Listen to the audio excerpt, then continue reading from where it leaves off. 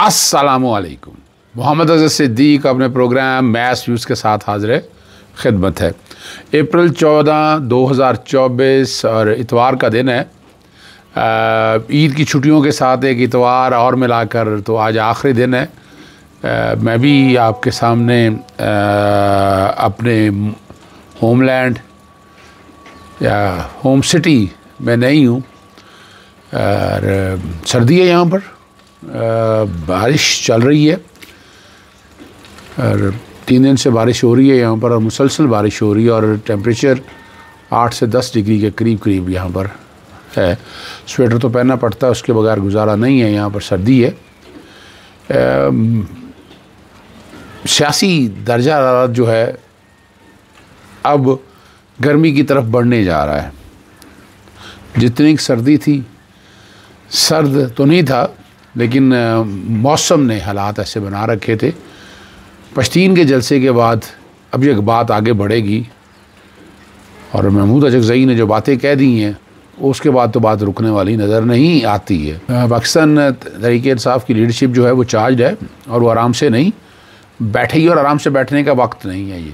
इस वक्त आप हालत जंग में हैं। इस वक्त जो है आप हालत जंग में हैं। वो अदालतों के अंदर भी एक तरह से जंग ही लड़नी है आपको और अदालतों से बाहर भी। यानी अब मंतकी अंजाम की तरफ चल रहे हैं, मंतकी फ़ैसलों की तरफ चल रहे हैं। और मैंने कल आपके सामने सुबह के प्रोग्राम में मैंने आपके सामने पाकिस्तान के 11 इंतखाबात और एक सबक मैंने बताया था। कहानी शुरू होती है, पहले पर्दा उठता है, पर्दा उठा और फिर इंतखाबात की तारीख़ का ऐलान होता है, इंतखाबात का ऐलान होता है और फिर इंतखाबात की मुहिम चलाई जाती है। यानी इंतखाबात का ऐलान भी एक बहुत बड़ा मामला है, फिर इंतखाबी मुहिम उससे मुश्किल हालात और वाक़यात हैं और हुकूमत बन जाती है। ये नहीं लिखा कि जो इलेक्शन जीत रहे थे, जो मेजॉरिटी में थे, जिनके चांसेस ज़्यादा थे, कोई चक्कर नहीं है। ये पाकिस्तान के कुल 12 इंतखाबात की कहानी है और कई रुकावटों के बाद ये मुंतखब हुकूमत काम करने लगती है। ये ज़रा इनमें नहीं जाना कि क्या हो रहा क्या नहीं हो रहा, ये तारीख़ बताई जा रही है। ये और कुछ अर्सा जब गुज़रता है तो हुकूमत के मुंतखब और गैर मुंतखब अनासर के दरमियान तनाव पैदा होने लगता है। तो ये गवर्नमेंट तो ऑलरेडी गैर मुंतखब तनासर के उन्हीं के दबाव में चल रही है, उन्हीं के ज़ेर असर है और मुंतखब नुमाइंदों का तो रोल कोई नहीं है। नवाज शरीफ एक मुलाजम की तरह कर रहे हैं और डिफेक्टिव वज़ीर आज़म आज भी लोग समझते हैं, वैसे समझते हैं कि नज़र आ रहा होता है कि वो मुहसन नकवी है। और आप देखा आपने जिस तरह सेनेटर यहाँ लाए गए, यानी सिर्फ एक आध तो सुनते थे कभी कि वज़ीर ख़जाना इम्पोर्टेड होता था, लेकिन यहाँ इस तरह से इंडक्शन जो है ये पहली दफ़ा देखने को मिली है। तो पहली दफ़ा भी ये मामले सारे खुल के सामने लगते हैं और जब ये तनाव एक ख़ास सतह पर पहुँचता है, ये छठी वजह है। तो मुद्दत होने से पहले हुकूमत है वो रुखसत हो जाती है और इसके कुछ अर्सा बाद मुल्क में गैर यकीनी के हालात के साए में रहता है और आखिरकार इंतखाबात का ऐलान हो जाता है।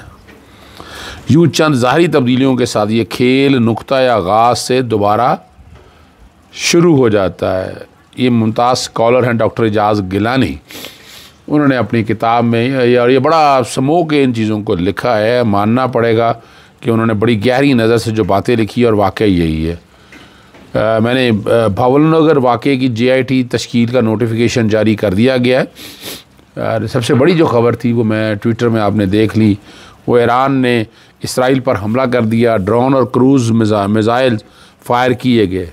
ईरान ने इसराइल के बाद एक और मुल्क के ख़िलाफ़ भी कार्रवाई करने का इशारा दे दिया।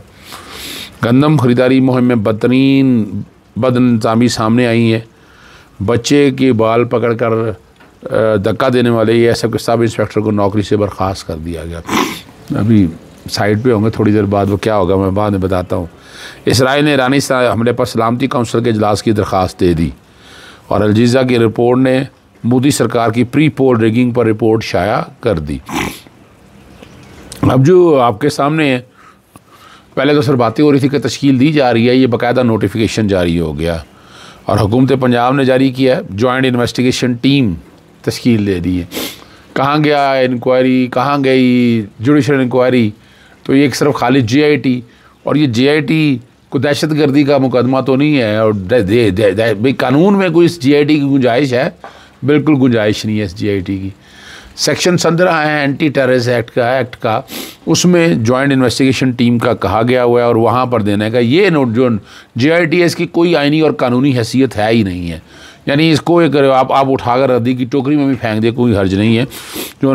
जो बनाई गई है स्पेशल सेक्रेटरी दाखिला फजलुर रहमान, ये एस्टैब्लिशमेंट के बहुत करीब जाने जाते हैं, और JIT के कन्वीनर मुकर्रर किए गए हैं commissioner Bahawalpur Nadir Chattha, DIG special branch Faisal Raja, JIT के मेंबर, ISI और IB का एक नुमाइंदा, और IT का एक रुकन होगा, JIT का एक रुकन होगा। और हुकूमत पंजाब का ना भावलपुर वाक़या अफसोसनाक है, जिसकी तहकीकात के महकमा दाखिला और सिक्योरिटी इदारों पर मुश्तमिल जॉइंट इन्वेस्टिगेशन तश्कील दे दी गई है। सूबाई हुकूमत के तर्जुमान के मुताबिक मफाद परस्तों को रियासती इदारों के ख़िलाफ़ प्रोपेगेंडा की इजाज़त नहीं दी जाएगी, ये कहना है। और इसराइल ने ईरानी हमले पर सलामती काउंसिल के इजलास की दरख्वास्त दे दी, और अलजीज़ा की रिपोर्ट ने मोदी सरकार की प्री पोल रिगिंग पर रिपोर्ट शाया कर दी। अब जो आपके सामने पहले तो सर बातें हो रही थी कि तश्कील दी जा रही है, ये बाकायदा नोटिफिकेशन जारी हो गया और हुकूमत पंजाब ने जारी किया है। जॉइंट इन्वेस्टिगेशन टीम तश्कील दे दी है। कहाँ गया इंक्वायरी, कहाँ गई जुडिशल इंक्वायरी, तो ये एक सिर्फ खाली JIT, और ये JIT को दहशत गर्दी का मुकदमा तो नहीं है, और भाई कानून में कोई इस JIT की गुंजाइश है? बिल्कुल गुंजाइश नहीं है इस JIT की। सेक्शन 15 है एंटी टेररिस्ट एक्ट का, उसमें जॉइंट इन्वेस्टिगेशन टीम का कहा गया हुआ है और वहाँ पर देने का ये नोट जो JIT है इसकी कोई आइनी और कानूनी हैसियत है ही नहीं है। यानी इसको एक आप उठाकर रद्दी की टोकरी में भी फेंक दे, कोई हर्ज नहीं है। जो बनाई गई है स्पेशल सेक्रेटरी दाखिला फजलुर रहमान, ये एस्टैब्लिशमेंट के बहुत करीब जाने जाते हैं, और JIT के कन्वीनर मुकर्रर किए गए हैं commissioner Bahawalpur Nadir Chattha, DIG special branch Faisal Raja, JIT के मेंबर, ISI और IB का एक नुमाइंदा, और IT का एक रुकन होगा, JIT का एक रुकन होगा। और हुकूमत पंजाब का ना भावलपुर वाक़या अफसोसनाक है, जिसकी तहकीकात के महकमा दाखिला और सिक्योरिटी इदारों पर मुश्तमिल जॉइंट इन्वेस्टिगेशन तश्कील दे दी गई है। सूबाई हुकूमत के तर्जुमान के मुताबिक मफाद परस्तों को रियासती इदारों के ख़िलाफ़ प्रोपेगेंडा की इजाज़त नहीं दी जाएगी, ये कहना है। और ईरान ने जो इसराइल पर हमला किया है उसके बारे में जो इनिशियल इन्फॉर्मेशन आपने यहाँ तकरीबन हरी से देख ली होगी कि ड्रोन और क्रूज़ के मिसाइल फायर किए गए, 100 के करीब जो है ना ये ड्रोन और क्रूज़ मिसाइल से हमले कर दिए। आप देखें बड़ी खामोशी के साथ, और इसका असर यह है कि फ़लस्तीन में बड़ी खुशियाँ मनाई जा रही, पूरी दुनिया में जहाँ मुसलमान हैं, यानी जब इसराइल फ़लस्तीनियों पे हम जुल्म और तशद्दुद कर रहा था, तूफ़ान तोड़ रहा था तशद्दुद के, जुल्म के, ज़्यादतियों के, सारी दुनिया उस वक्त खामोश बैठी थी। लेकिन इस मामले में उठ खड़ी हुई, तो ये पहले उठना चाहिए था आपको। सलामती काउंसिल का इजलास बुलाने का आपको याद आ गया है, और ईरान ने इसराइल पर बराह रास्त ड्रोन हमले किए। ईरानी पासदारान इनकलाब ने इसराइल पर हमले की बाज़ाब्ता तस्दीक कर दी है। ईरान UAV है, इसराइल ने भी तस्दीक की है कि दर्जनों से रवाना हुए और इसराइल की अपना रास्ता बना रहे हैं।